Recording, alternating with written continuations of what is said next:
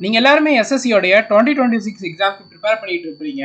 புதுசா வென்டார் சேஞ்ச் ஆனதுனால பாத்தீங்கன்னா ரீசெண்டா முடிஞ்ச எஸ்எஸ்சி எக்ஸாம்ஸ்ல ரீசனிங் டாபிக்ல ஒரு சில டாபிக்ல இருந்து இதுவரைக்கும் கேட்காத டாபிக்ல இருந்து தான் கொஸ்டின்ன்றதை கேட்டுட்டு இருக்காங்க. அந்த டாபிக்லாம் என்னன்றதை இந்த ஷார்ட்ஸ்ல உங்களுக்கு ஷேர் பண்றோம். நீங்க இந்த டாபிக்ஸை ரீசனிங் சிலபஸ் கவர் பண்றப்போ சேர்த்து கவர் பண்ணிக்கோங்க. உங்களோட 2026 எக்ஸாம்க்கு ரொம்ப ஹெல்ப்ஃபுல்லானதா இருக்கும்.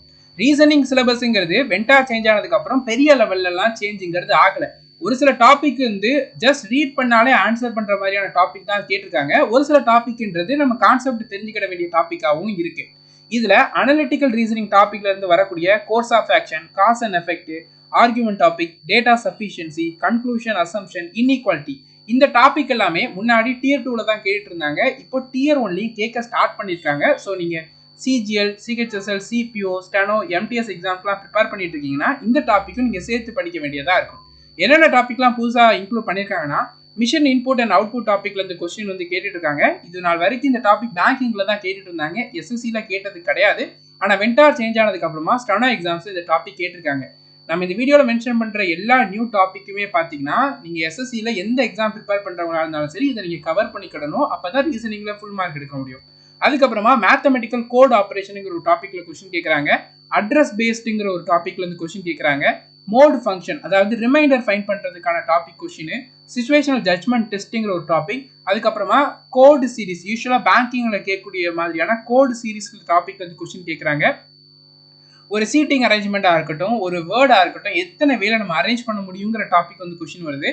டிசிஷன் மேக்கிங்கிற டாபிக்ல இருந்து கொஸ்டின் வருது. அனலிட்டிக்கல் ரீசனிங்ல என்னென்ன டாபிக்ன்றதை ஆல்ரெடி மென்ஷன் பண்ணோம்.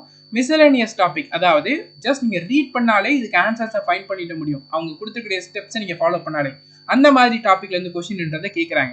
ஸோ ஃபர்ஸ்ட் நீங்க யூஸ்வலா என்ன எஸ்எஸ்சியோட சிலபஸோ ரீசனிங்ல அதை ஃபர்ஸ்ட் கவர் பண்ணுங்க. அதுக்கப்புறமா லாஸ்டா இந்த டாபிக்ல இருந்து கொஸ்டின்ங்கிற டாபிக்ன்றதை படிங்க.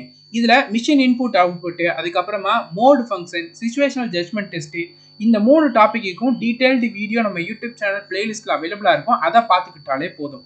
அடுத்தது அனலிட்டிக்கல் ரீசனிங்ல நம்ம மென்ஷன் பண்ண அந்த எல்லா டாபிக்குமே டீடைல்டு கிளாஸஸ் நம்மளுடைய ஆப் அண்ட் வெப்சைட்ல ஃப்ரீ கோர்ஸுங்கிற செக்ஷன்ல அவைலபிளா இருக்கும். அதுல ஒவ்வொரு டாபிக்குமே 2.5 மணி நேரம் டீச் பண்ணியிருப்போம். அந்த வீடியோ மட்டும் பார்த்தாலே போதும்.